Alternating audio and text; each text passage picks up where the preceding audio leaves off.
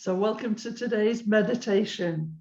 We've been looking at the 6 treasures of Shankara, and it's just been a wonderful journey, and we're up to the 4th one this week. And well, we're going to do the 4th and 5th this week, partly because the 4th one is patience. And we've spent quite a lot of time looking at patience, and I think it's been really fascinating to me. You know, I would say that earlier in my life, it wasn't one of my favorite qualities. You know, I didn't really see how important it was. And yet, you know, it kept coming up in all the different traditions about what a spiritual quality it was, you know, and things like love and compassion and wisdom and strength seemed so, you know, they had gusto to them, but patience wasn't appealing to my nature, that's for sure. But over time, and also just reading the different scriptures from different traditions, and they all have such a reverence for patience and what an important quality it is on the path. And I'd say that really for anyone, you know, it's one of the most important qualities in life. You know, so much of our anxiety and concerns in life come from this lack of patience. And I think that this is actually, I think this is what Guruji said rather than what Shankara himself said. But he said, patience comes from being centered in your soul.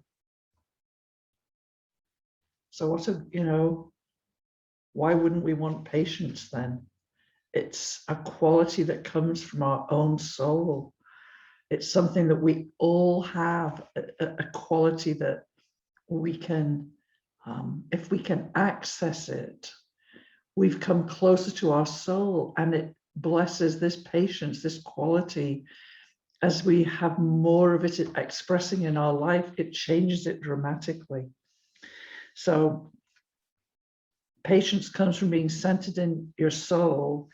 Impatience comes from the outrage of the ego. Oh. So as somebody who certainly suffered from impatience a lot when I was younger, comes from the outrage of the ego. And how hard it is, you know, could we for one day just accept what's happening to us in our lives? You know, the little things, the big things, you know, you're interrupted by the phone, or you can't find your keys, or you know, you've lost something, you're late for something.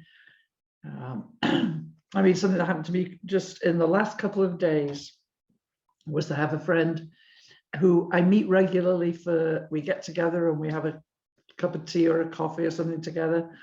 And where we go, you have to pay for parking unless you're in the coffee shop.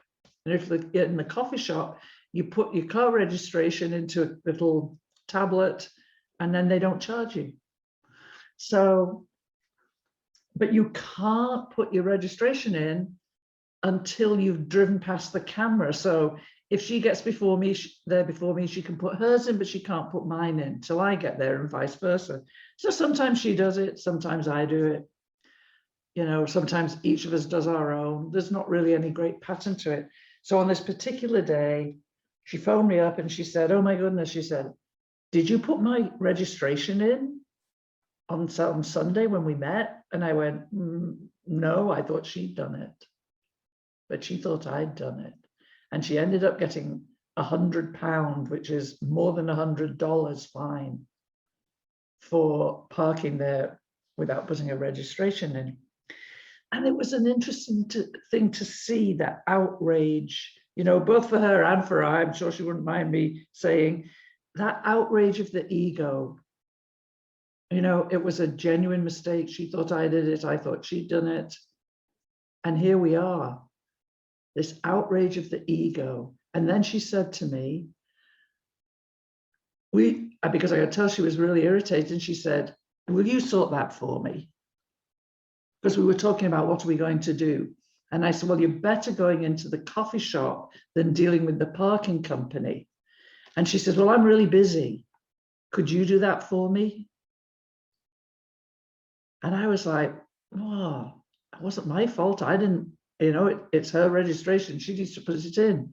That outrage of the ego.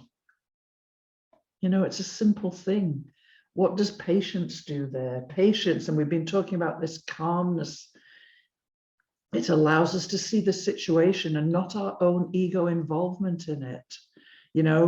I'm thinking, was it my fault? Did I mess up? Did I make the mistake? And why is she blaming me? And all these sorts of things. No patience there. No recognition that what does it matter whose mistake it was? What does it matter? My friend's busy and I have the time.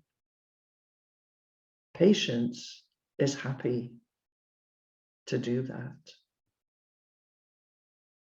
And so I know that's a little example, but it's an opportunity to see what the mind and the ego does and what patience can do. And when I went up there, they couldn't have been nicer. And they said, well, we'll sort that out for you. We'll let the parking company know that it was a mistake and you don't have to pay the fine. So it was a huge win. But so often we're too impatient and this outrage of the ego jumps up and bites us. And so the idea is, can we for one day, maybe for the rest of today, can we just accept what's happening in our lives instead of letting the outrage of the ego jump up? Can we just have patience and relax into what's happening? And we'll come back to that a little bit later. We've talked a lot about patience this year. It's come up in so many different ways.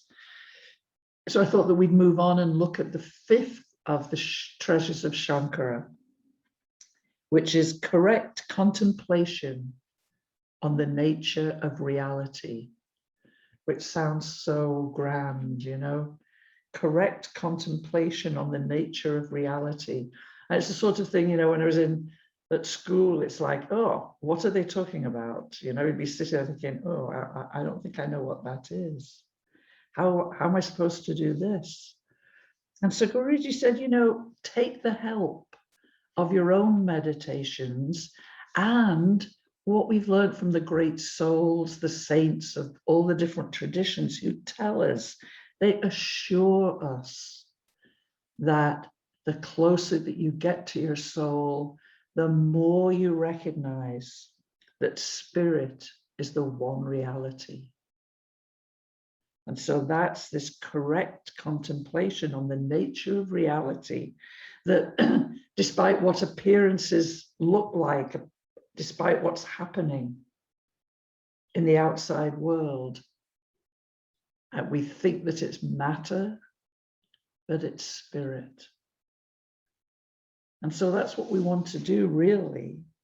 What would our life be like if we considered, if we could just contemplate and think about in our daily life? It's this huge, big turning point to go through life recognizing this is all spirit, this is a spiritual world. And that this understanding is why we're here. It's one of the main points of our life, of our lives, to recognize that our true self, it's like a complete flip over of life and how we look at it and how we live it. So instead of looking at it and seeing matter, seeing all these problems, seeing all the challenges of life, what we begin to see is that spirit's expressing through everything. So instead of matter being the reality, spirit is the reality. And so what we're going to do now is we'll do two meditations, and what I'm going to do is we'll just run from one into the other. So getting comfortable. I'm just going to have a sip of water here, excuse me.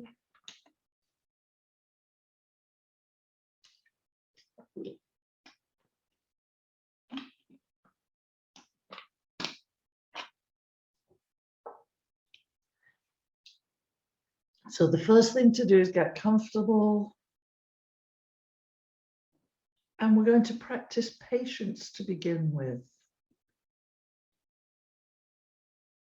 So just relaxing your body, taking a couple of nice deep breaths.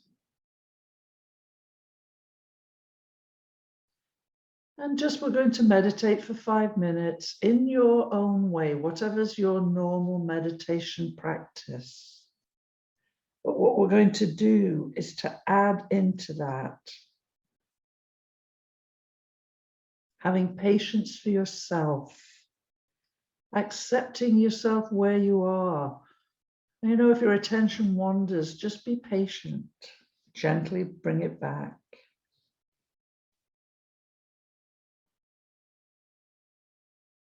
And just, if you can, accept that as you meditate, you're sitting more deeply into your true self.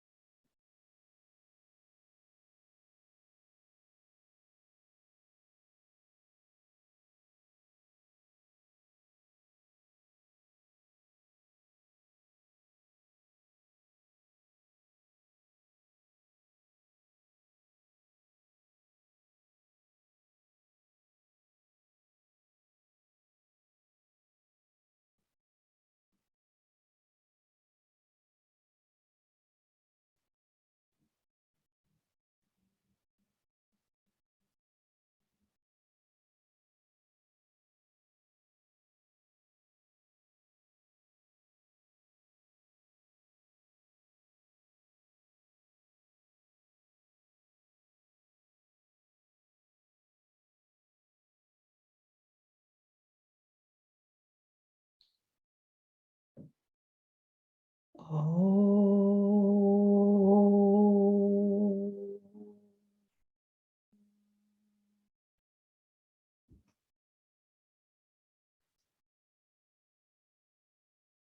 And now sensing this beautiful quality of patience that arises in your soul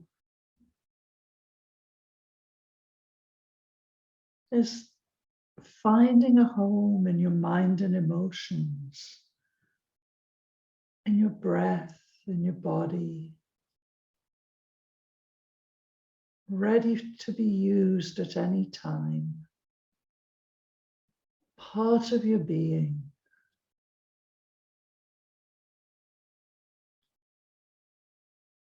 Just tensing and relaxing your arms and legs. And then just gently opening your eyes.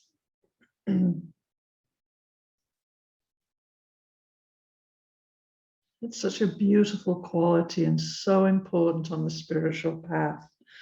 And one of the things, you may have heard of this before, but one of the practices to gain patience is to take a matchbox, empty the matches out on the table, and sit and pick them up one at a time and just place them with the head of the matches facing the same way back in the box.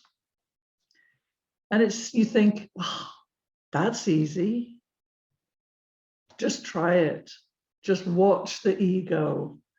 If nothing else, it'll either be, are we done yet? Or, I'll come back to it. I just need to finish this first. It'll distract you, or it'll tell you how wonderful you are while you're doing it. But can you just let all that go and just patiently undertake a task and complete it and move on? Because that's all we can do in life. Whatever presents itself that needs to be done, do it with care, with attention, and move on. And yet this outrage of the ego pulls us away from that all the time.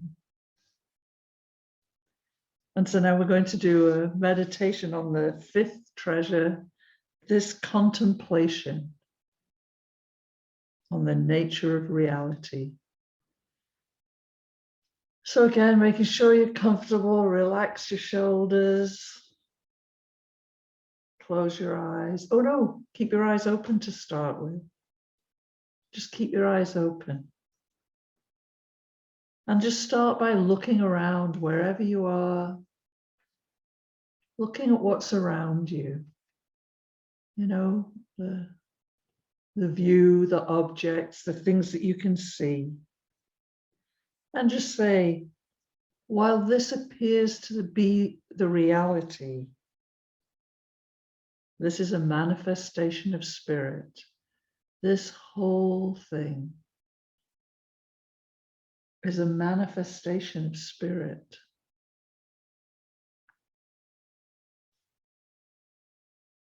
Just look at the earth around you.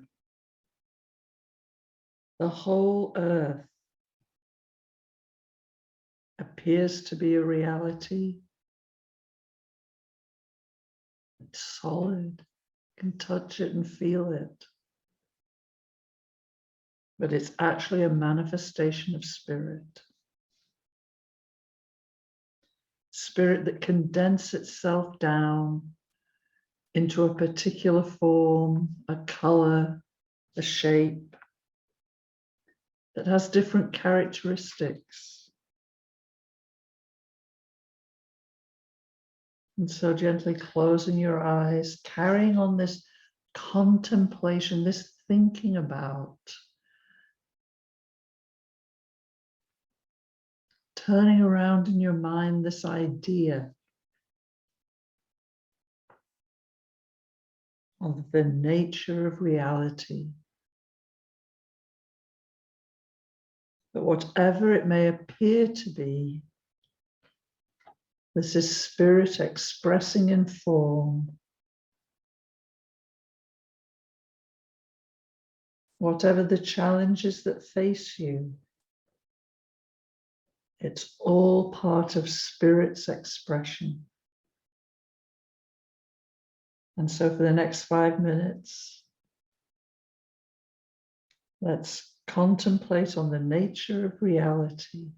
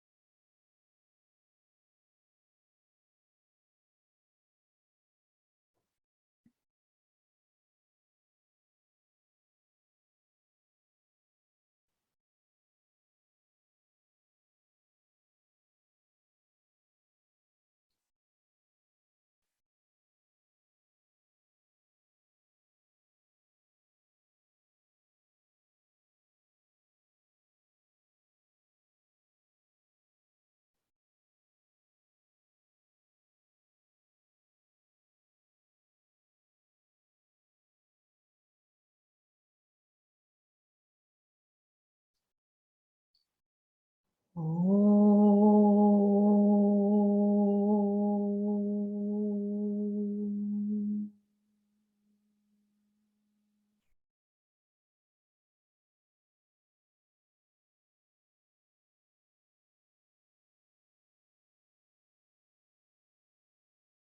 And allowing any insight from this contemplation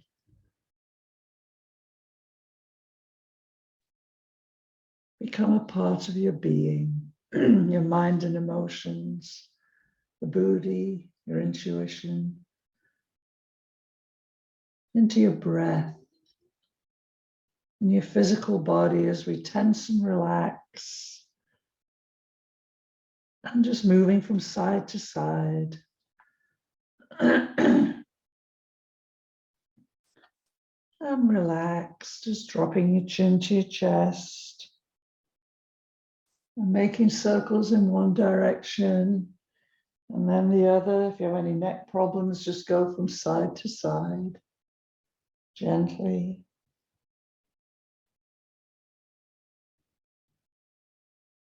Coming to rest and gently opening your eyes.